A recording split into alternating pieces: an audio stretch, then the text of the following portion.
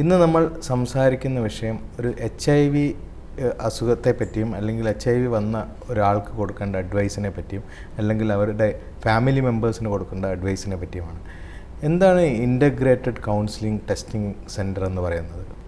അതായത് ICTC ആണ്. ICTC ഗവൺമെൻറ്റിൻ്റെ ഒരു ഇനിഷ്യേറ്റീവാണ് ICTC എന്ന് പറയുന്നത്. അതിലൂടെ നമുക്ക് കൗൺസിലിങ്ങും ടെസ്റ്റുകളും ഫ്രീ ആയിട്ട് നമുക്ക് പേഷ്യൻസിന് പ്രൊവൈഡ് ചെയ്യാൻ പറ്റുന്നുണ്ട്.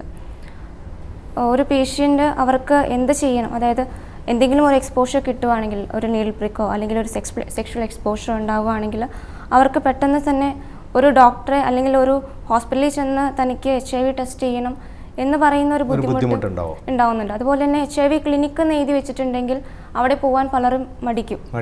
HIV എന്നൊക്കെ എഴുതി വെച്ച്, കാരണം മറ്റുള്ളവർ തന്നെ ശ്രദ്ധിക്കും, ഞാൻ അവിടെ പോകുന്നത് എന്തിനു വേണ്ടിയാണെന്നൊക്കെ പലരും ചിലപ്പോൾ ചോദിക്കാം, അല്ലെങ്കിൽ അവരെന്നെ ഒരു HIV പേഷ്യൻ്റായിട്ട് തന്നെ കണക്കാക്കാം. ആ ഒരു സ്റ്റിഗ്മ നിലനിൽക്കുന്നത് കൊണ്ടാണ് ഇതിനെ ഇങ്ങനെ ഒരു പേരിൽ വിളിക്കുന്നത്. അപ്പോൾ അത് ആവശ്യമുള്ളവർക്ക് അവിടെ പോയി ഫ്രീ ആയിട്ടുള്ള ടെസ്റ്റിങ് ചെയ്യാം. കൗൺസിലിംഗ് അവിടെ പ്രൊവൈഡ് ചെയ്യുന്നുണ്ട്. അത് പ്രീ ടെസ്റ്റ് കൗൺസിലിംഗ് ഉണ്ട്, പോസ്റ്റ് ടെസ്റ്റ് കൗൺസിലിംഗ് ഉണ്ട്. പ്രീ ടെസ്റ്റ് എന്ന് വെച്ചിട്ടുണ്ടെങ്കിൽ നമ്മൾ ടെസ്റ്റിങ്ങിന് ചെയ്യുന്നതിന് മുന്നേ നമ്മളുടെ എന്ത് എക്സ്പോഷറാണ് നമുക്ക് കിട്ടിയേക്കുന്നത്, നീഡിൽ പ്രിക്ക് ആണോ, അതിൽ എത്രമാത്രം റിസ്ക് ഉണ്ട്, എത്രമാത്രം അതിലൂടെ പകരാനുള്ള സാധ്യതയുണ്ട്. അതുപോലെ തന്നെ സാധാരണ ഈ HIV പകരുന്നത് ഏതൊക്കെ റൂട്ടിലൂടെയാണ്? നമ്മുടെ പ്രേക്ഷകർക്ക് വേണ്ടി ഒന്ന് അതിനെപ്പറ്റി സംസാരിക്കാം. അതെ, മെയിനായിട്ട് അത് 3 രീതിയിലാണ് HIV പകരുന്നത്.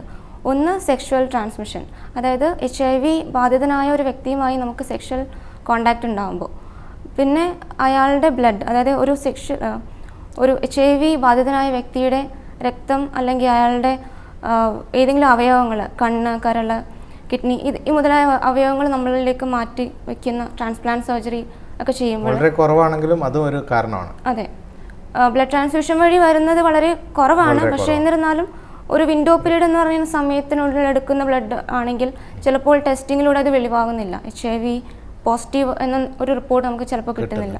നീഡിൽ പ്രിക്ക് ഇഞ്ചുറി, അതായത് നീഡിൽസ്, ഇപ്പം എല്ലാവരും ഡിസ്പോസിബിൾ നീഡിൽസ് ഒക്കെയാണ് ഉപയോഗിക്കുന്നതെങ്കിലും ഡ്രഗ് അബ്യൂസേഴ്സ് അവർ ഒരു കൂട്ടം ആളുകൾ ഒരുമിച്ചിരുന്നിട്ട് ഒരു നീഡിലോ അല്ലെങ്കിൽ ഒരു സിറിഞ്ചൊക്കെ അവരുടെ കയ്യിൽ ഉണ്ടാവുള്ളൂ. അത് തന്നെ അവരെ മാറി മാറി ഇഞ്ചെക്ട് ചെയ്തുകൊണ്ടിരിക്കുകയാണ്. ഈ വ്യക്തികളിൽ ഒരാൾക്കെങ്കിലും HIV അണുബാധ ഉണ്ടെങ്കിൽ അത് മറ്റുള്ളവർക്ക് വരാനുള്ള സാധ്യതകൾ കൂടുതലാണ്. അയാൾ എടുത്തതിന് ശേഷം എടുക്കുന്ന ആളുകൾക്ക് ആ ബ്ലഡ് പകരാനും അവർക്കത് ഇൻഫെക്ഷൻ ആവാനുള്ള സാധ്യതകൾ കൂടുതലാണ്. വിൻഡോ പീരീഡ് എന്ന് പറയുകയുണ്ടായി. ഇപ്പോൾ പലർക്കും ഒരു സംശയമുണ്ടോ, എന്താണ് ഈ വിൻഡോ പീരീഡ്? HIV അണുബാധ കിട്ടിയതിന് ശേഷം ഉണ്ടാകുന്ന വിൻഡോ പീരീഡ് എന്ന് പറയുന്നത് എന്താണ്? അതായത് ഇൻക്യുബേഷൻ പീരീഡ് ആണ്. നമ്മളുടെ സാമ്പിളിൽ ആൻറ്റിബോഡിയാണ് നമ്മൾ ആദ്യമേ തന്നെ ചെക്ക് ചെയ്യുന്നത്. ഫസ്റ്റ് ചെയ്യുന്ന കാർഡ് ടെസ്റ്റുകളാണ് പ്രൈമറി ടെസ്റ്റ് ചെയ്യുന്നത്. ഈ കാർഡ് ടെസ്റ്റുകളിൽ വെളിവാകുന്നത് ആൻറ്റിബോഡീസ് നമ്മുടെ ശരീരത്തിൽ എത്രമാത്രം ക്രിയേറ്റ് ചെയ്തിട്ടുണ്ട്. ഒരു നോർമൽ ലെവൽ വരെയുള്ള ആൻറ്റിബോഡി എല്ലാവർക്കും ഉണ്ടാവും. പക്ഷെ അതിന് മേലെ ഉണ്ടാവുന്ന ആൻറ്റിബോഡി ഉണ്ടെങ്കിൽ അതിന് കാരണം ഒന്നെങ്കിൽ HIV ഇൻഫെക്ഷൻ അല്ലെങ്കിൽ അതുപോലുള്ള വേറെ എന്തെങ്കിലും ഒരു ഇൻഫെക്ഷൻ ഉണ്ട് എന്നുള്ളതാണ്. ആദ്യമേ കാർഡ് ടെസ്റ്റാണ് എല്ലാവരും ചെയ്യുന്നത്. സ്ക്രീനിങ് ടെസ്റ്റ് എന്ന് പറയും അതിനെ. അതിൽ ചെയ്യുന്നതും ആൻറ്റിബോഡി ടെസ്റ്റ് തന്നെയാണ്. അതിൽ പോസിറ്റീവ് ആണെങ്കിൽ അത് ചിലപ്പോൾ 90% ആൾക്കാർക്കും ചിലപ്പോൾ ഫോൾസ് പോസിറ്റീവ് ആകാനുള്ള ചാൻസ്, പോസിറ്റീവ് ആണ്. അത് ചിലപ്പോൾ നമ്മൾ ഏതെങ്കിലും വാക്സിനൊക്കെ എടുത്തിട്ടുണ്ടെങ്കിൽ ചിലപ്പോൾ ഇതായിട്ട് റെപ്രസെൻറ്റ് ചെയ്യാം. അപ്പോൾ അത് നമുക്ക് കണ്ടുപിടിക്കാൻ പറ്റില്ല, ഇത് തന്നെയാണോ എന്നൊരു സംശയം നമുക്ക് നിൽക്കും. അപ്പോൾ നമ്മൾ പേഷ്യൻറ്റിലേക്ക് കമ്മ്യൂണിക്കേറ്റ് ചെയ്യുന്നതിന് മുന്നേ ഒരു എലീസ ടെസ്റ്റ്, അതായത് ഫോൾസ് പോസിറ്റീവ് വരുന്നില്ല, ഈ കാർഡ് ടെസ്റ്റ് പോസിറ്റീവ് ആണെങ്കിൽ ഒരു എലീസ ടെസ്റ്റ് നമ്മൾ, അതെ എലീസ ആൻറ്റിബോഡിയാണ്. അപ്പോൾ അതിന് ടെസ്റ്റ് ചെയ്യുവാണെങ്കിൽ നമുക്ക് ഏകദേശം ഒരു 99% ഒരു നല്ല റിസൾട്ട് നമുക്ക് അതിൽ കിട്ടുന്നതാണ്. പലപ്പോഴും വെസ്റ്റേൺ ബ്ലോട്ട് എന്ന് പറയുന്ന മറ്റൊരു ടെസ്റ്റ് കൂടെ ചിലപ്പോഴെല്ലാം ഇപ്പോൾ അത്ര കോമൺ അല്ലെങ്കിൽ ചെയ്യിക്കാറുണ്ട്. അതെ, അതും ഒരു ആൻറ്റിബോഡി ടെസ്റ്റ് തന്നെയാണ്. പക്ഷേ അത് ഇത്തിരി കോസ്റ്റ്ലി ആയതുകൊണ്ട് സാധാരണ എലീസ തന്നെയാണ് എല്ലാവർക്കും കൊണ്ട് ചെയ്യിക്കുന്നത്. അതിലും ഡൗട്ട്ഫുൾ ഉണ്ട്, അതായത് പേഷ്യൻ്റ് ഇപ്പോൾ പറയുകയാണ് അങ്ങനെ ഒരു ഹിസ്റ്ററി എനിക്ക് ഉണ്ടായിട്ടില്ല, ഒരിക്കലും അങ്ങനെ വരാൻ ചാൻസ് ഇല്ല, അവർക്ക് പിന്നീട് ഒരു ടെസ്റ്റും കൂടെ വേണ്ടി വരുവാണെങ്കിൽ മാത്രം നമ്മൾ വെസ്റ്റേൺ ബ്ലോട്ടും കൂടെ ചെക്ക് ചെയ്യും. വെസ്റ്റേൺ ബ്ലോട്ടിലും ഇപ്പോൾ ഒരു പോസിറ്റീവ് റിസൾട്ടാണ് നൽകുന്നതെങ്കിൽ നമുക്ക് അത് പോസിറ്റീവായിട്ട് തന്നെ റീഡ് ചെയ്യേണ്ടി വരും. പിന്നീട് സംശയങ്ങൾ നിലനിൽക്കുകയാണെങ്കിലാണ് നമ്മൾ PCR ടെസ്റ്റ് അല്ലെങ്കിൽ NAT ടെസ്റ്റ് ഒക്കെ ചെയ്യുന്നത്. PCR ടെസ്റ്റ് എന്ന് പറയുന്നത് ഈവൻ വിൻഡോ പീരീഡിലും നമുക്ക് ചെയ്യാം. അതെ, വിൻഡോ പീരീഡ് സാധാരണഗതിയിൽ പറയുന്നത് 3 to 6 months ആണ്. അതായത് ഒരു എലീസ ഒരു വ്യക്തിക്ക് HIV ബാധിച്ചതിന് ശേഷം ആ ടെസ്റ്റ് പോസിറ്റീവ് ആകാൻ എടുക്കുന്ന സമയം, ആ ഇൻക്യുബേഷൻ പീരീഡ്, അതാണ് 3 to 6 months വരെ എടുക്കുന്നുണ്ട് പലർക്കും. അത് ഓരോരുത്തരുടെ ശരീരപ്രകൃതി അനുസരിച്ചൊക്കെ ഇരിക്കും. അതിനിടയ്ക്ക് നമുക്ക് PCR വേണമെങ്കിൽ ചെയ്താൽ, അതായത് PCR നമുക്കൊരു 15 to 20 days ആണ് അതിൻ്റെ വിൻഡോ പീരീഡ് പറയുന്നത്.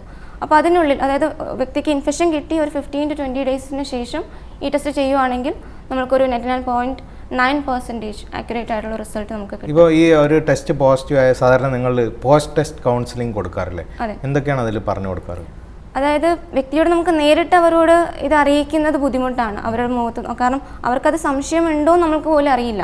അവർക്ക് ഇന്നൊരു അസുഖം ഉണ്ടെന്ന് പോലും ചിലപ്പോൾ അവർക്ക് തോന്നിയിട്ടേ ഉണ്ടാവില്ല. അപ്പോൾ നമ്മൾ അവരോട് ആദ്യം ഇതിനെക്കുറിച്ച് സംസാരിക്കുക.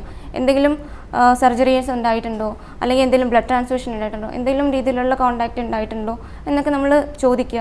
അവരിൽ നിന്ന് കൂടുതൽ ഹിസ്റ്ററി കളക്ട് ചെയ്യാൻ ശ്രമിക്കുക. ഏതെങ്കിലും രീതിയിൽ അവർ ഒരു ഇതിനോട് ഇൻഡിക്കേറ്റഡ് ആയിട്ടുള്ള എന്തെങ്കിലും ഹിസ്റ്ററി കിട്ടുവാണെങ്കിൽ നമുക്ക് അതിനെക്കുറിച്ച് വീണ്ടും അവരോട് ചോദ്യങ്ങൾ ചോദിക്കാം. ചിലവർ കറക്റ്റായിട്ടുള്ള ഉത്തരം പറഞ്ഞെന്ന് വരത്തില്ല, പക്ഷേ നമ്മൾക്ക് പേഷ്യൻറ്റിനെ അവരുടെ നിലയിൽ അവരെ നമുക്ക് ചോദ്യം ചെയ്യാനുള്ള അവകാശം കുറവാണ്. പറഞ്ഞ് മനസ്സിലാക്കേണ്ടി വരും. അതുപോലെ അവർ പറയുന്ന എന്തും നമ്മൾ വിശ്വസിക്കാനും തയ്യാറാവണം. അല്ലാതെ അവരെ അവിശ്വസിച്ചുകൊണ്ട് നമുക്ക് മുന്നോട്ട് പോകാൻ ട്രീറ്റ്മെൻറ്റിൽ അത് തടസ്സങ്ങൾ സൃഷ്ടിക്കും. ഇവരുടെ ഇപ്പോൾ ഭർത്താവിന് വന്ന ഭാര്യയ്ക്ക് വന്ന ഭർത്താവിനോട് എങ്ങനെയാണ് ഈ ന്യൂസ് പറയുന്നത്? അതായത് ഒരു പേഷ്യൻറ്റിന് ഈ അസുഖം വന്നിട്ടുണ്ട് എന്നുള്ള റിപ്പോർട്ട് നമ്മുടെ കയ്യിൽ കിട്ടിയിട്ടുണ്ടെങ്കിൽ ഒരിക്കലും പേഷ്യൻറ്റിൻ്റെ ബൈസ്റ്റാൻഡേഴ്സിനോട് ആദ്യം വെളിവാക്കരുത്. പേഷ്യൻറ്റിനെ മാത്രം ഇരുത്തിയിട്ട്, നമ്മുടെ കൊളീഗ്സിനോട് പോലും പുറത്ത് വെയിറ്റ് ചെയ്യാൻ പറഞ്ഞ് പേഷ്യൻറ്റിനെ മാത്രം മുറിയിലിരുത്തി നമ്മൾ അവരോട് സംസാരിക്കണം. ആദ്യമേ തന്നെ ഈ അസുഖത്തെക്കുറിച്ച് ചോദിക്കുക. അസുഖത്തെക്കുറിച്ചല്ല, അതിന് മുന്നേ അവരുടെ ഹിസ്റ്ററി എടുക്കുക. അതിനുശേഷം ഇങ്ങനെയൊരു ടെസ്റ്റ് ചെയ്തിട്ടുണ്ട്, അതിലിങ്ങനെ ഒരു സംശയമുണ്ട് എന്നുള്ള രീതിയിലാണ് നമ്മൾ തുടങ്ങേണ്ടത്. എന്നിട്ടാണ് അവരോട് കൂടുതൽ ഹിസ്റ്ററിയിലേക്കൊക്കെ കടക്കേണ്ടത്. അതിനുശേഷം അവർക്കൊരു സ്പൗസ് ഉണ്ടെങ്കിൽ, ഒരു സ്ത്രീയാണ് ഇരിക്കുന്നെങ്കിൽ അവരുടെ ഹസ്ബൻഡിനോട് പറയേണ്ട കാര്യത്തെക്കുറിച്ചും, ഒരു പുരുഷനായിരിക്കുന്നെങ്കിൽ അവരുടെ വൈഫിനോട് പറയേണ്ട കാര്യങ്ങളെക്കുറിച്ചും നമ്മൾ സംസാരിക്കുക. അവർക്കത് ശരിക്കും അവരെ അറിയിക്കേണ്ട ഒരു ചുമതല നമുക്കും അവർക്കും ഉണ്ട്. ചിലവരെ തയ്യാറാവില്ല, ചിലവർ തയ്യാറാവും. തയ്യാറാകാത്തവരെ നമ്മൾ കൗൺസിലിംഗ് ചെയ്ത് പറഞ്ഞ് മനസ്സിലാക്കി അവരെ കൊണ്ട് തന്നെ ട്രെയിൻ ചെയ്യിച്ച് നമ്മൾ ചിലപ്പോൾ അവർക്ക് ഹെൽപ്ഫുള്ളായിട്ടുള്ള കുറച്ച് ടിപ്സ് നമ്മൾ എങ്ങനെ പറയണം, എങ്ങനെ തുടങ്ങണം എന്നുള്ള കാര്യങ്ങൾ ചിലപ്പോൾ അവർ ഇവിടെ കൊണ്ടുവരും. പേഷ്യൻറ്റിൻ്റെ സ്പൗസിനെ, വൈഫിനെ അല്ലെങ്കിൽ ഹസ്ബൻഡിനെ അവർ കൊണ്ടുവരാൻ തയ്യാറാവും. അങ്ങനെയാണെങ്കിൽ നമ്മളും കൂടെ വേണമെങ്കിൽ കൂടെ ഇരിക്കാം. അതെ, കൗൺസിലറിൻ്റെ സഹായത്തോടു കൂടി ആ വ്യക്തിനെ കൊണ്ട് തന്നെ പറയിക്കാൻ ശ്രമിക്കുക എന്നുള്ളതാണ് നമ്മൾ ശ്രമിക്കുക.